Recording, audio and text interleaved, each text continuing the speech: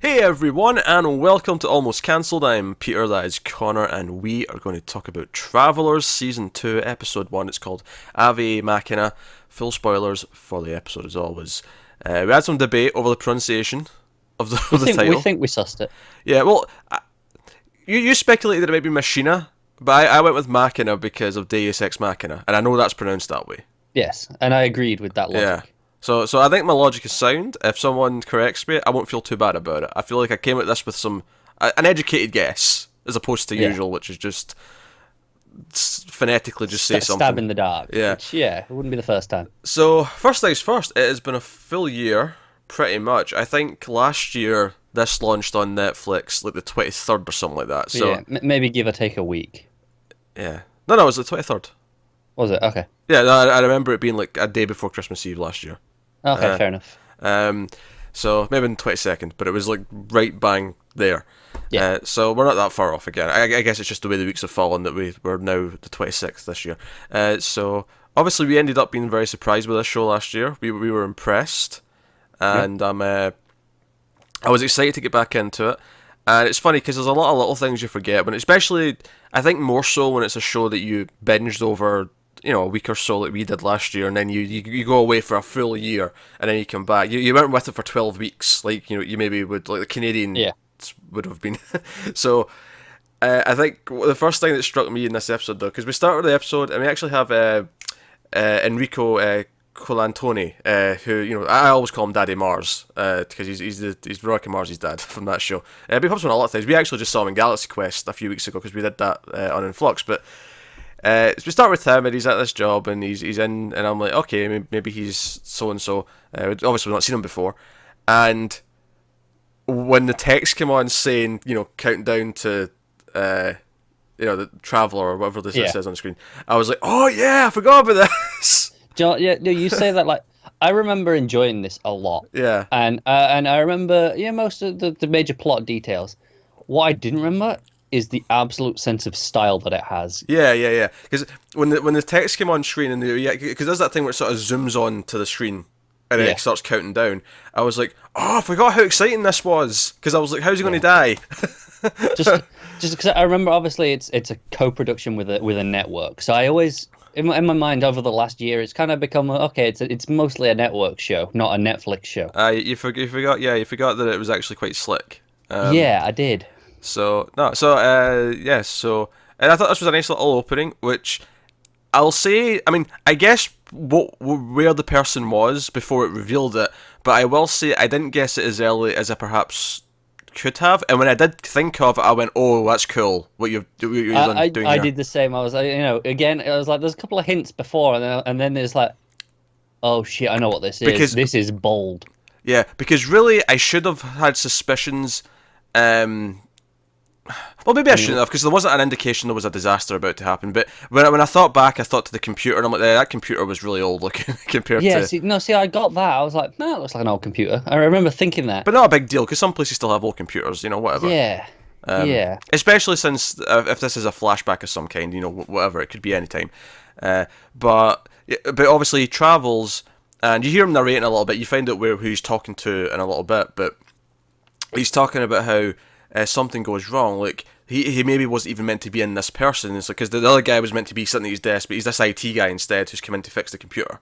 yeah. And I'm like, oh, this is an interesting concept. And to me, I thought that was the point. This was going to be the twist on this character, that he's in the wrong body. He's not Yeah. supposed. This guy wasn't supposed to die or whatever, and that's kind of like raised a lot of issues, flags, whatever. And I was getting kind of excited about that. But then he's like, I thought I should at least warn these people. And I'm like, okay, Yeah, well, and this is after he looks out the window as well. So you see he's quite high yeah. up, and I'm like, okay, looks like New you're York. like, okay, well, interesting. And yeah, I don't even think I thought about it being New York. I just sort of like, No, see, I it's a registered city. it was New Yeah. York, but like I said, as I'd forgotten so much of the intricacies of the show, I was like, was it a set in New York? I wasn't sure, so I kind Yeah. of just ran with it. But he's just warning them, if you don't all leave, you're gonna die. And I'm like, okay, so clearly whatever was going to kill this guy was going to be something. And the first thought was, oh, maybe explosion or something, like whatever, something for the show. Yeah, And he starts running down the stairs, and he keeps looking at his watch. And I realised that the time was the morning, and I went, yeah. oh wait a Oh, minute, I think I know where he is. yeah. And sure enough, he gets outside and he does the thing with the camera. Like, he It's looks up and it it's turns around and it looks up and it's the World Trade Center. And I'm like, shit, that was a it's slick even reveal. before that. It's after he looks at his watch and he goes, oh, that plane's any second. I was like, oh shit, I know where Oh this yeah, is. that's what I realized. I'm saying when they Yeah, revealed it was yeah, really slick when they went outside and looked up. But it was the time. It was when he looked at the time. And do you know what the fifth is? I think he does mention a plane, but I'm so caught up in the realization. I don't even think I remember him saying that. I just remember just getting it and being like, yeah, this is yeah, where yeah. we are. But there's actually beyond that, beyond the sort of the shock of where he is. There's actually a far more interesting reason than just he's in the wrong body for who this is, because we find out he's 001. He's the first traveler. This was the test run. Yes, he is proof of concept. Yeah, and that was fascinating. And he was dying anyway in the future, which is why he volunteered. Because if it doesn't work and I die, then yeah, I was on my way out anyway. I was dying from a disease that, as he says, doesn't exist yet. And he's talking to a therapist in present day, and he lives off grid, away from phones and all that kind of thing. Because if you remember from first season, that's how they kind of track where people are at any Yeah. given time. So if he stays away from phones and devices with cameras, that kind of thing. Because this is it. He was supposed to die anyway. He was supposed to get there, go on the computer and send the signal to confirm that he arrived, and then die, so that no one knew anything. And that was it. Yeah, but instead, once he got there, he's like, well, do I have to sacrifice myself? Maybe I can, still live. So he steals some money out of the safe in the office and makes a run for it. I will say that guy was very trusting, leaving his safe unlocked with the IT guy in the office, but, minor quibble. Yeah, yeah. Minor It kind quibble. of defeats the point of having a safe, doesn't it? Yeah.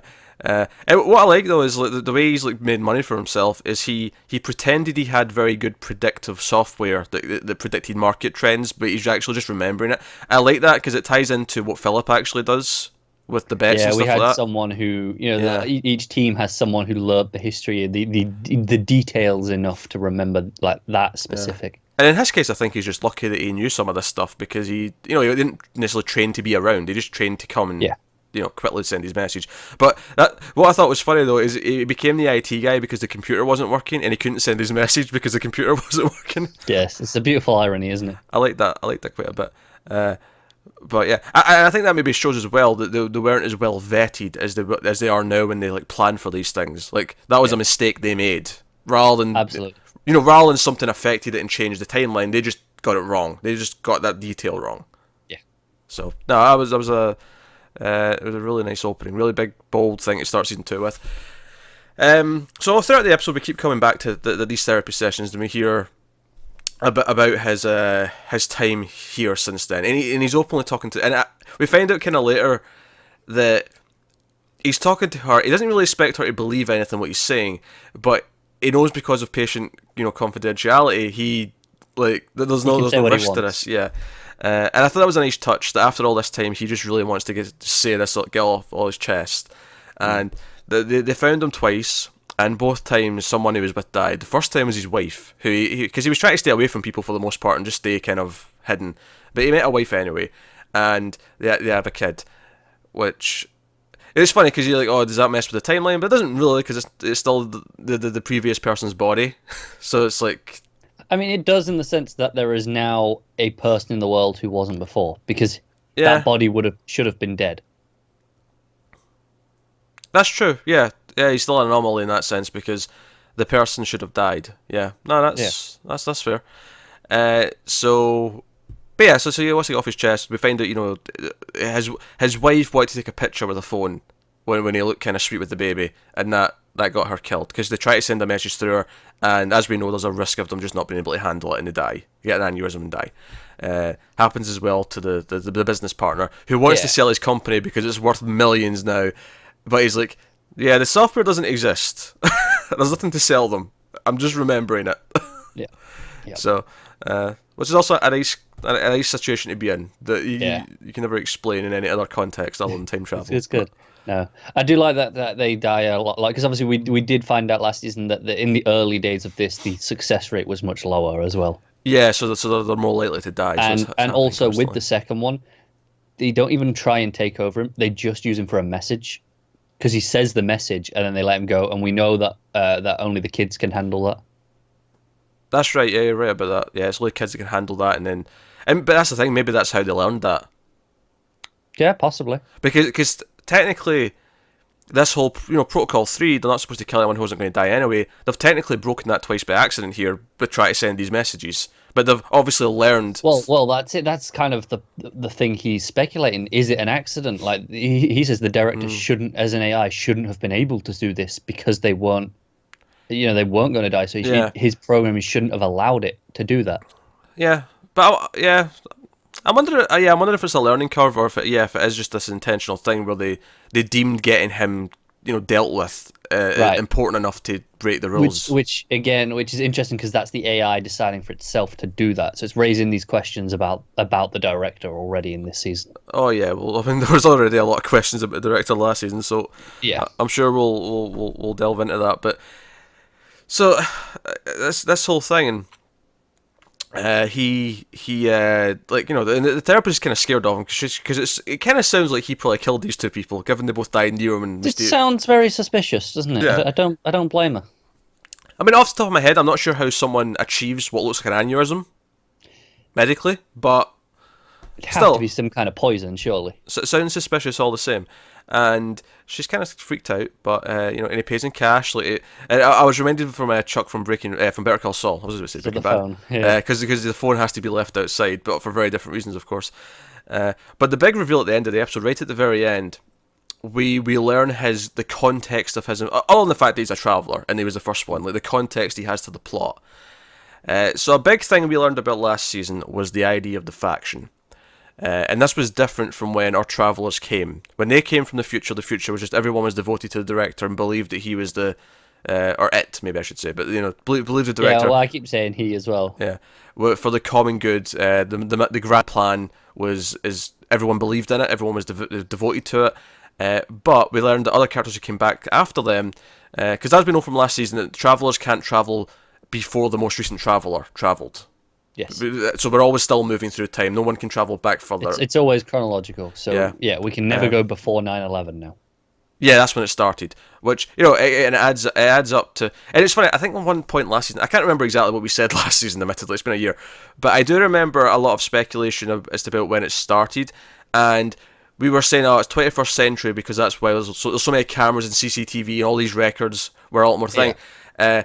But add that to the rule of we can't go back than the furthest one. The fact that the first one was 9/11, it gives us a clear start point now that says, no, everything's after that date. And unless for some reason they find a way to break that rule in the future. Yeah, I feel like that might be a big thing that happens in a future season. Because it was established as such a strong rule, yeah. Yeah, because I feel like that's an easy way to do a twist. Like you find out someone travelled, but they travelled back further than before.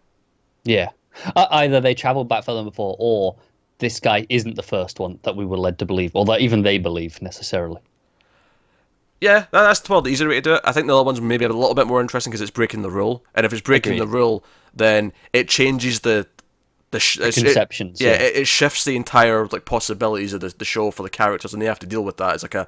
It's almost like the rug's been pulled out from under them.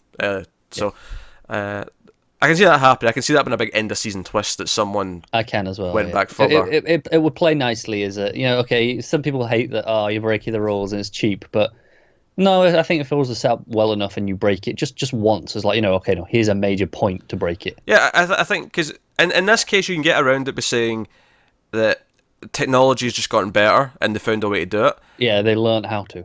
Either that, or you can make it have consequences. Doing it was risky and it had a bad effect on something because it happened. You can do it in a couple of ways that would make it feel like it had weight. But no, it's interesting. But admittedly, the reason why they might never do it, or at least never make it a thing where it can happen multiple times, is because then theoretically, things get messy. Yeah, well, theoretically, our heroes can just be undone because anyone can go back before they came here and just kill their hosts before they arrived, or whatever. So. So the main characters throughout the episode, they're all in FBI lockup because obviously we ended the last season with them. They're out with the big device that the director was coming to present day, seemingly, but then they get the message at the last minute from the director saying, no, this was all a ruse. Destroy the machine. This was not real. And there was a lot of debates because we talked at length about like how can they really know where the messages are coming from, especially if we know there's two factions. There's the other faction and just the rest of the people. Like how can they know where their messages are coming from? That was a big thing at the end of the season. And hell, even Carly got an order to kill Mac. So like and that was still, I'd forgotten that was still up in the air because at one point she says, "Remember, I was already to kill you." I'm like, "Oh yeah, yeah, of course you were. Yes, yeah." We'll see how that plays out. But so they're all being interrogated, and they even have like one of their communicators out. And I was amused that they were all talking to each other in their interrogations. Yeah, knowing that they'd be watching them on the cameras. Yeah, sly little communicator. Because the first time it was very sly, they were hiding it, and then later on, when they knew that they were looking for it, they just like openly talked, but they were lying out. Because I was actually at a genuinely funny moment when because they're all watching intently. You know, this new FBI guy is watching intently, and they're like, "Well, I guess we just have to do what we're supposed to do in this scenario, self-destruction, of course." And like, all right, let's do it. It's like 3, 2, 1. And Edge looks at the cat. I was like, "Yeah, you had that coming, asshole." Which, by the way, did this show drop F-bombs last year? I can't remember. I feel like it didn't. I don't recall it happening, but then I don't care. I don't mind. But I just I know. When it happened, I was just like, "Did I do that last year?" I don't remember if it could drop F-bombs last year, but to be honest, I don't think I really registered that there was one in this. Like, I think it just kind of went over me. So maybe it did because it didn't surprise me. Nah, it was a really casual one as well. It wasn't like a big moment. It was just that's what I'm thinking, because it didn't surprise me. So maybe they did do it last year. Yeah, maybe. So we got that. We got so Grace is alive because we thought she might be dead because she got shot at the end of last season. But a traveler gives her some fancier futuristic nanotech, courtesy of Ray Palmer, of course. Of course, which she then shares with Trevor so that he can walk again, because we see his parents being told that he might not be able to walk again. I'm like, oh, that may be interesting, but no, we got future tech. It's fine. we'll save him. But it was funny though because she's like, oh, this is going to like increase my recovery time to like a factor of 8. Yeah, so and she's not happy about it. And he's like, I'm starting to be a little offended that they didn't even bother trying to help me in any way. It's like, well, you've lived longer than anyone. Why are you complaining? And he's like, I'm just starting to take it personally. That's all. Yeah, he's so drugged up, and he's just like, I thought nanotech had to be, a program for a specific function. She's like, yeah, and I am a programmer. Oh yeah. Yeah, it's a neat way of reintroducing things to people who haven't watched it in a year.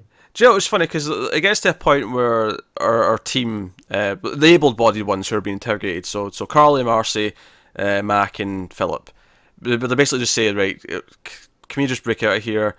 And Mac's like, you know what, your call. Okay, let's do it. 3, 2, 1, and they all go into combat mode and they all take down their interviewer. And I was like, oh, I'm kind of excited about this because I was almost just expecting the more obvious play here, where like they kind of get out on technicalities because there's nothing to hold them on, but the FBI is going to be super suspicious of them now, so they're going to have to be more covert. And it's not bad if they do that, but I was kind of expecting that to be the. I agree. For at least the first 15 minutes or so, that's where I was expecting it to go. Yeah. So when they actually all just started kicking the crap out of their FBI captors, it's like, well, now they've got grounds to keep them. Yeah. And they're making their way out, and it's like, oh, are they going to be full on fugitives this season? That could be an interesting thing. And they actually ended up solving it in a really obvious way for this show, but it does raise a moral dilemma, which the characters themselves do bring up, because they find out it's all ruse because the FBI wanted to see what they'd do if they all got to the machine. Because it's actually Mac who realizes this gun, like, it's not actually a live gun. He tries to shoot it, doesn't work, and it's okay, we're here, what do you want from us, come out, blah blah blah. And like, okay, show us how the machine works, and like, yeah, not a chance. And they all go back to their cells. And then later on, we see that, including Walt, obviously the one who we know, Mac's partner, and there was a lot of scenes with him in this episode trying to talk to Mac and like, hey, open up, and he ends up telling him more. The other guy points out, you're telling him more than he's telling you. You're not doing a very good job. Yeah, he's not. But they all get called back, thinking they've texted each other, thinking the boss has texted them, and then the boss thinks one of them's texted him, and they all show up at the machine. And the machine, sets out this sort of wave that kills them all. Well, it doesn't kill them all. It would kill them all, though. But because it was going to do that, because it was going to blow up they've basically sent travelers into like every single FBI person in the room. All the agents all got traveled, and presumably because it's them now, they could switch the machine off and stop it from, killing them. And the question is brought up. Well, they were kind of lured back to the explosion. Well, they don't even know that they were lured there at this point. They're just like, well, we created, we who changed the past have created this machine.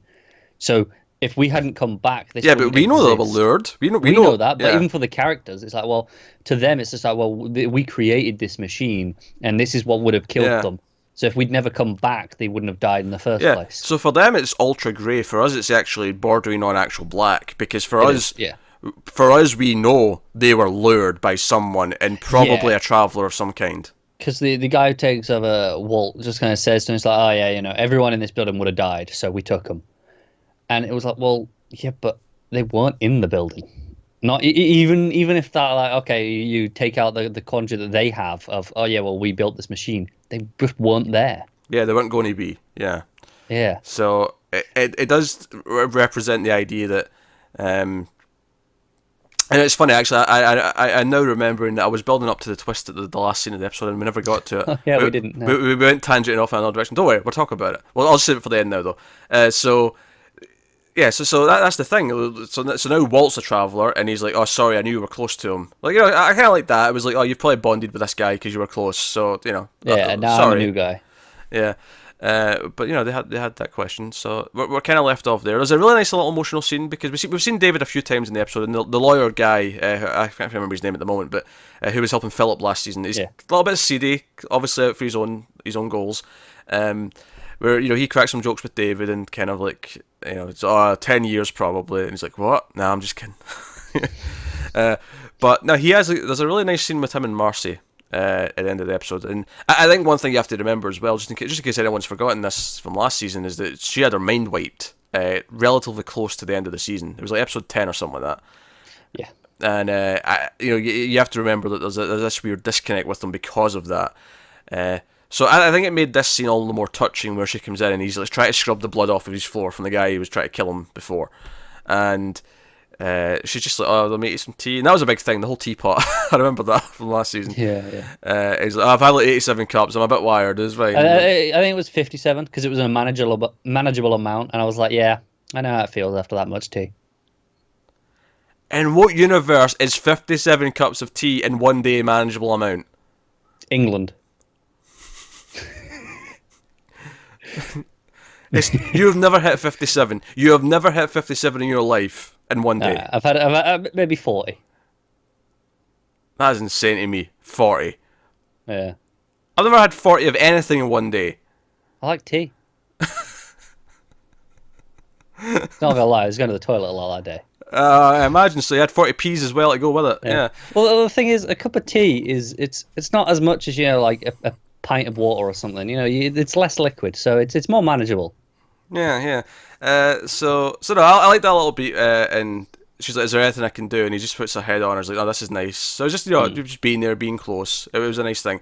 And also the idea that she says, "Oh, you take the bed tonight, I'll take the couch." It's kind of that thing where she's like fully protecting him now. She's the one who knows what she's doing, and he's kind of the innocent soul who's in harm's way now because of their involvement. No, little just small moment I liked. I liked when they all disabled their comms. Just afterwards, like it felt like a nice little sad moment because up until now they've been able to talk to each other whenever they want. Now they'll probably have them back on next episode, I imagine, but it was just a nice little touch where Philip's like, "Oh, see you guys." Like he just, afterwards, it was like this thing where he just can't at any time now talk to them. Because that's been a big plot device, obviously. Of course, since the start of the show. So liked all that stuff. Really good. I mean, if I had any complaints about this episode, and I have very few, like I liked it a lot. Me too. It would basically just be them sitting in the holding cells, like being interviewed. Maybe feels like it goes on a little bit long, but I mean, it's not. Sure. It's minor. Like I just you don't really feel it though, do you? You it's don't, just if you think about it, maybe. Yeah. Again, very minor. Like I enjoyed the episode quite a bit. Yeah, I like that it's keeping the mystery. So like we still don't know whether or not the director is in the machine. We don't know that. We don't know who was. I mean, we still don't know all the messages that were sent last season. We don't know who sent what. We still don't Exactly. know if the order to kill Mac came from the faction or came from... And obviously the reason why we're doubtful... Because they shouldn't be able to send messages back, but because the AI, the director was rebooted, there was a window in which they could send things back. The faction could send their own messages back. So we still don't know who's sending what back. We don't know if all these FBI guys are actually faction. They could be. Yeah, we have no clue. That is absolutely a chance. So, interesting stuff. And of course, the final big scene that I was about to get to earlier and didn't for some... I don't even know what took us off the scene at the time. But Vincent, that's his name. I don't know if we mentioned that, but yeah, Vincent, daddy of ours. I don't think we did. It was Vincent.